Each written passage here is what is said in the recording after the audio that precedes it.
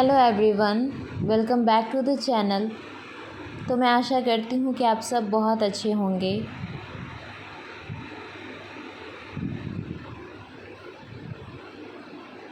तो हमारी सुबह हो गई है और अभी मैं कर रही हूँ पूजा।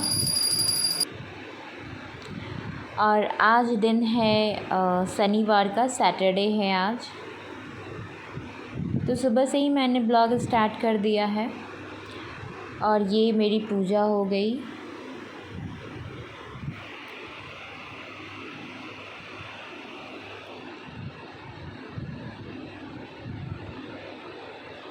अब इसके बाद अप्रॉक्स 9 o'clock हो गया था, 9 बज चुके थे। तो तब तक अमर भी आ गए, बाहर गए थे।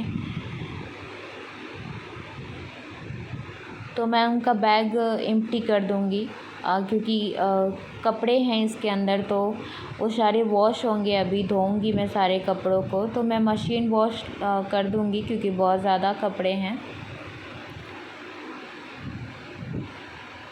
तो ये लगभग 4-5 दिन का कपड़ा है, तो इसीलिए इसको मशीन वॉश कर दूँगी मैं एक साथ ही। और बाकी के कुछ हाथ से धोने वाले जो हमारे मेरे और समर के कपड़े थे, वो मैंने हैंड वॉश कर लिया है, हाथ से ही धो लिया है। और मैं इनको स्प्रेड कर दूँगी। और बाकी के कपड़े मैंने मशीन में डाल दिए हैं।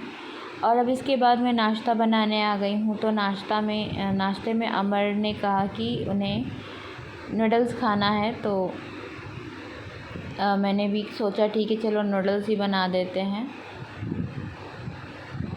तो ये नूडल्स मैं प्लेन नहीं बना रही हूँ, इसमें मैं प्याज और टमाटर डाल के बनाऊँगी। तो मैंने इसीलिए प्याज और मिर्चा चॉप कर दिया है। और बस इसको थोड़ा सा भुनने के बाद नॉर्मल मसाले डाल देंगे, हल्दी, मिर्चा और धनिया पाउडर और नमक।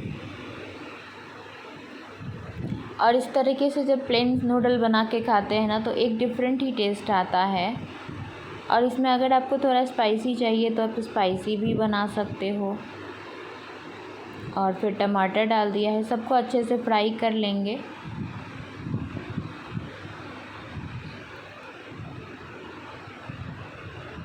और अब जितना नूडल्स है उसके हिसाब से पानी डाल लेंगे, पानी का थोड़ा बॉयल कर लेंगे। उसमें ये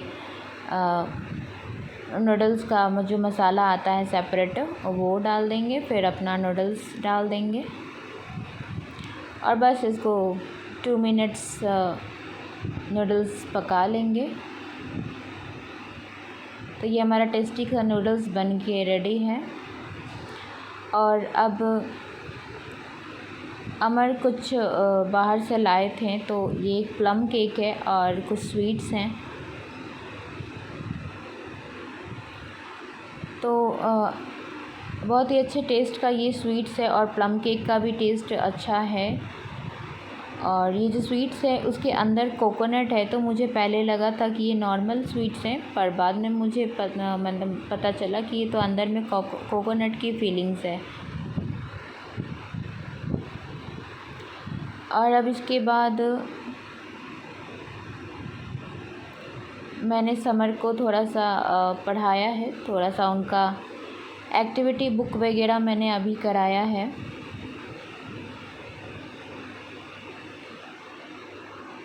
और वेकेशंस है, फिर भी मैं एक बार ज़रूर उनको बैठाती हूँ पढ़ने के लिए। इससे क्या है, बच्चों की हैबिट बनी रहती है।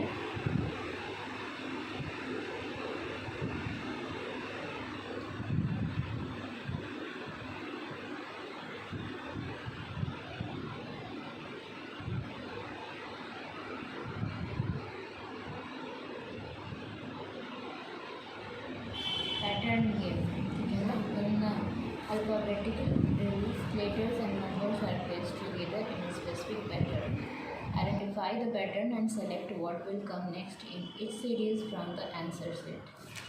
So A1, B2, C3, D4. So answer will be E5.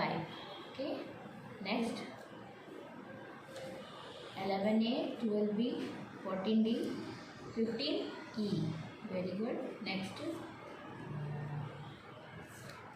Z9Y8 X7W6 no V5 होगा ना।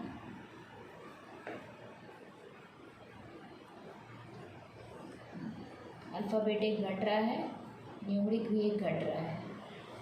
99P 88Q 77 66 10 55 3 ऑप्शंस में है, तो अल्फ़ाबेट से पकड़ेंगे PQRST। Very good. 3A 6B, ये 3 का टेबल है, समझ में आ रहा है। 15 आएगा, हाँ 15E। Very good. Next 10 20 30 40 50 GHIJK। Very good. Next multiplication fun. Multiply the numbers given below each vary and join them to the homes with the correct answers. Multiply कीजिए और इन वेरीज के नंबर से मैच कीजिए। 15 into 6 the code. Okay, identify the coding system and tick the correct answer. तो अभी क्या है, A and Z, okay, B and Y, C and X, मतलब फर्स्ट है और लास्ट से फर्स्ट है, सेकंड है लास्ट से सेकंड है, थर्ड है लास्ट से थर्ड है, D है लास्ट से भी फोर्थ ही होगा, ठीक है ना। तो क्या हो जाएगा, W। ओके, 1 है 100 है, 2 है 99 है, तो 3 है 98 है, तो 4 है, तो क्या होगा, आगे 1 2 बढ़ रहा है, इंक्रीजिंग ऑर्डर में है, लेकिन 100 से डिक्रीज़ हो रहा है। 100 99 98 तो 97 होगा। 97 पे टिक करिए। असेंडिंग में हो रहा है ना, 1 2 3 4 असेंडिंग में जा रहा है, जबकि यहाँ पर नेक्स्ट जो है वो डिक्रीजिंग में जा रहा है। 100 99 98 है, तो अभी 97 होगा, इस तरीके से। EF CDE BCD, तो A का क्या होगा, डिक्रीजिंग ऑर्डर में है, लेकिन A के बाद इसका सीक्वेंस क्या बनेगा, BC। ओके, समझे कैसे। D के बाद आगे बढ़ा है EF, C के बाद DE, B के बाद आता है CD और A के बाद आएगा BC। BC पर टिक करिए, समझे। इसके बाद मैंने लंच की तैयारी कर ली है, तो लंच में आज बनाया है मैंने करेला फ्राई और इसके साथ में खिचड़ी बना रही हूँ मैं। तो खिचड़ी मैंने पहले से दाल और राइस को सोक करके कुक कर लिया अलग से, और फिर अलग से मैं इसको छौंक लगा दूँगी। तो ये हमारा टेस्टी खिचड़ी रेडी है, मिर्च टमाटर ये सारे वेजिटेबल्स वगैरह डाल के। तो ये हमारा लंच हो गया। और इसके बाद शाम में मैं निकली हूँ क्योंकि हमें जाना था मंदिर। तो आज सैटरडे है, तो सोचा थोड़ा हनुमान जी के दर्शन कर लेते हैं।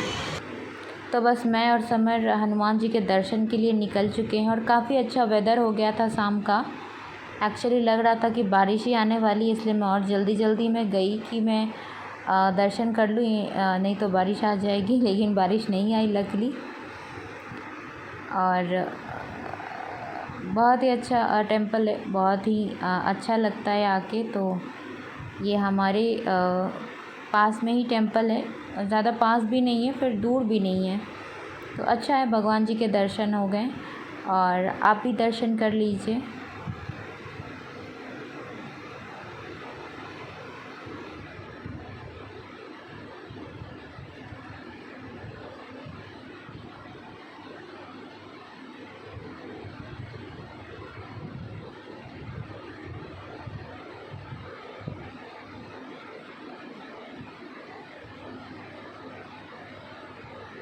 और अब इसके बाद हम घर वापस आ गए हैं।